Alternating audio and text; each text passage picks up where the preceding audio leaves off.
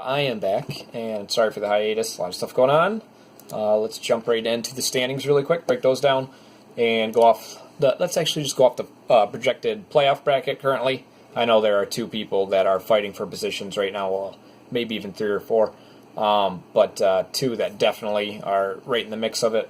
But right now, if playoffs had gone, it'd be Chris and Barry, both of the bye weeks, leading their divisions and leading the other divisions. And then division leader, me and Chaz, and then Jason would be a wild card, and Tim would be a wild card.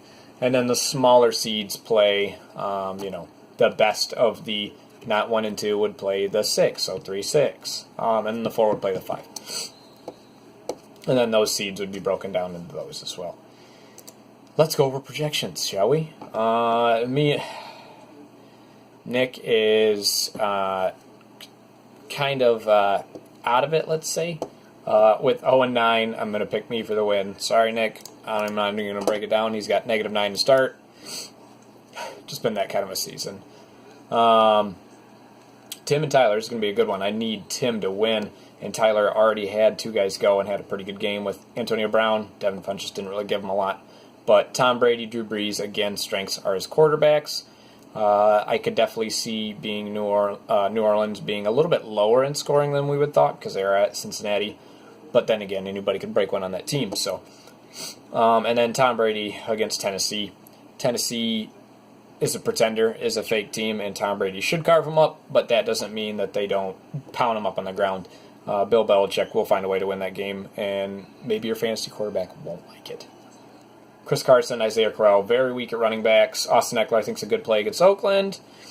Chiefs defense, I guess you got to play anybody against Arizona, so that's not a play either. Calvin Ridley, Austin Hooper, not a terrible team. Wide receivers definitely a strength there. And then the quarterbacks as well. Carson Wentz, Alvin Kamara, Super Camario. Tariq Cohen against Detroit, love the play. Golden Tate, we don't know yet. Josh Gordon, Marquez Valdes-Scantling, love those plays.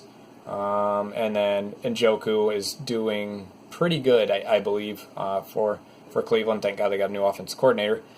Russ Wilson, Maurice Harris, out of nowhere. And Jets defense. Solid gold play right there. It's going to be a very close game. I give it to Tim, and I'm hoping Tim wins. Sorry, Tyler. Jacob and Chris. Jake at 3-6. Chris at 7-2. Jake, to get your season back on, you need to win here because you still have some contention in a muddled division. I won't say weak, but muddled. Aaron Rodgers, Adrian Peterson. I like the Aaron Rodgers play. Adrian Peterson could score a goal line touchdown. It could be a high-scoring game. Chris Ivory, that's reaching. Keenan Allen, Alex Erickson, probably a good play now because A.J. Green's out. George Kittle, love it. T.Y. Hilton, Greg Olsen. Greg Olsen with 6 points in a flex. I mean, I guess it's probably your safest bet. Yeah, looking at them, maybe Carlos Hyde, but who knows? I don't know if he's done anything in Jacksonville. Oh, Chris already had Cam Newton and C-Mac go. Cam kind of a weak day, but C-Mac definitely carrying the load there, and then James Conner and Juju Smith-Schuster. Jake, I'm sorry, dude, but with the mountain that Chris built, it's going to be very hard to get over, and then some safe plays with Joe Mixon, Mike Davis, and John Ross, I think, seal the deal. I hate Jimmy Graham. I think he's a terrible tight end. And I mean, how can't you do anything when Aaron Rodgers is your quarterback? Then again, tight end's kind of a terrible wasteland, so maybe he's actually good this year. Alex Smith and Rams defense, go Chris. Should have that one in the bag. But again, anything can happen. Mike and Jason, actually both really need a win here. And Ben Roethlisberger putting up 50 points is a great way to start it, Mike. Melvin Gordon, Aaron Jones. I think Aaron Jones will be a good play this week. I think they keep feeding him the ball. Melvin Gordon, always a good play. Sterling Shepard, Adam Humphries, Duke Johnson, Mike Williams, all kind of in that mid-tier. Could be mid-tier, probably tier 3. But if 2, hopefully 3 go off for you, you should be safe. Trey Burton, love it. Phillip Rivers, it's Phillip Rivers. He's going to carve him up. Colts against Jags, like the defense. Pat Mahomes. Now, if anybody could match Ben Roethlisberger's 50, Mahomes would be the guy, especially against a weak Arizona. But maybe they don't step on the gas and they just run the ball on him. Saquon, James White, solid running backs. Mike Evans, Randall Cobb. Don't like Cobb. I guess further season long, but against Miami, he might be all right.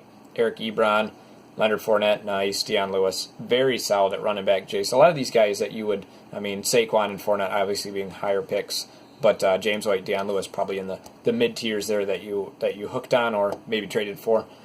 And then Andrew Luck and Chargers defense. That is actually going to be the game of the week, especially with Mike leading by 50 right now. I don't think it's out of the realm of possibilities that Jason comes back and wins it. I do think Mike comes away with a victory just because of the heavy lead, and maybe a lot of these powerful matchups that we see on Jason's side don't go into the higher scoring. Maybe they start dominating and sit on the ball. But I guess same goes for Mike on the other side. But still, give me Mike, 50-point lead. A little bit, I'd bet on that. Barry and Joe. Barry 6-3 leading the division with lots of points, I guess, because of his seeding. And Joe 3-6, 4 games behind. Again, Joe not totally. Oh my God! And it's his bye week.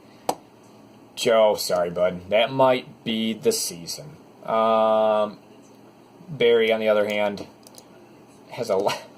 I don't know if I can break this game down, guys. Hopefully, you do some switching here. Before it goes, you do have some bench players to go. Kerryon Johnson, Nyheim Hines. I think they're solid plays. Brandon Cooks, Tyler Lockett. Wide receivers are decent. I like Brandon Cooks, Tyler Lockett. Probably not so much moving forward just because Baldwin's back. Anthony Miller, I think I like him. Christian Kirk, great play there. And probably season long, too. Has chemistry going with the rookie over there. Tyler Boyd at your offensive. So maybe Joe can catch him napping. But right now he's projected 38 points. Joe, please check your team and get some people in your game there. And last but not least, Bryce and Chaz. How far is Bryce behind? 3 games behind. So Bryce winning out would be what you need. 7 points out of a Jesse James play is actually a decent play at tight end. That's a good way to get it going. Matt Ryan, David Johnson, Tevin Coleman. Love Matt Ryan and Tevin Coleman this week. Tariq Hill, Jarvis Landry. I like Tariq the Freak. I think he breaks one out. But Jarvis Landry, I'm not quite sure. Hopefully they'll be behind and keep throwing. Alshon Jeffrey. I hate Dallas. I hope he carves them up. Mohamed Sanu, kind of putting in your eggs in the Atlanta basket there. I guess you really don't have any options on the bench, really, to go for. So Falcons defense at Cleveland, I think that's a solid play. So you're projected a good 142. I think that's about average. Ryan Fitzpatrick, Ezekiel Elliott, Kareem Hunt. Kareem Hunt could go off. Elliott could go off too, but Philly usually pounds them. And I just think they're a terrible team. But Elliott would definitely be the only fantasy option on that team that you have. So that's good. Michael Thomas, love it. Robert Woods, love it. Zach Ertz, love it. Oh, man, Marlon Mack too, and Kenny Galladay. Chaz is built for the playoffs. He's probably had a few games that haven't swung his way. You can kind of see a little bit of hot and cold on his team. But I do take Chaz this week, even with the Blake Bortles, Ryan Fitzpatrick starts there. I think they can at least give you 20, and that's probably all you need as long as your positional players show up. And Bears defense at Detroit, I know, it's being a Lions fan, that's tough, but it's probably a good play, especially if Khalil Mack starts, which I think they said he was going to. So that's it. I got a few more minutes. I usually try to keep these to 10. Let's go right into the standings and see who's not totally out of it. Jake and Mike, both not out of it. I think we went over that. Both need a win.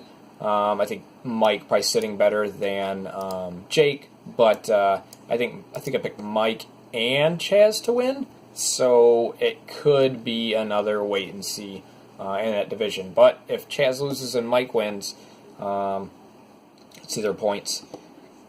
Chaz would still be in the lead by 200 points. So, Mike, you need some wins. And you guys both won last week, so who knows? Chris and Jason, 6-3, 7-2. So as long as Jason keeps winning out, it looks like he has is in good position to take the playoffs. Joe was probably out of it with the big bye week this week, but could surprise and win, and hopefully, you pull something out. Myself and Tyler and Bryce. Bryce, again, not totally out of it, and just has a hard matchup this week, but could sneak one out. I think I picked Tim to beat Tyler. that would solidify it. But again, Tyler's got a pretty solid core of wide receivers and quarterbacks, and we've seen what that's done in the past carrying through playoffs. And then me leading division right now, so that's good. I could definitely use a Nick win. So he's 6 games behind. Boy, oh boy. Barry and Tim, and they are tied, but Barry has the points on him. No, I lied. He doesn't have the points on him. He has the divisional wins on him. Divisional wins do play a big role in this. So I guess Barry being 3-0 in division, and Tim being 1-1, and Nick 0-3. And then me 2-1 in my division. So division wins do play a role. Even with Jake with 2-0 in the division, I guess he does stand a chance. We will break that down further in the next weeks. So have a good week.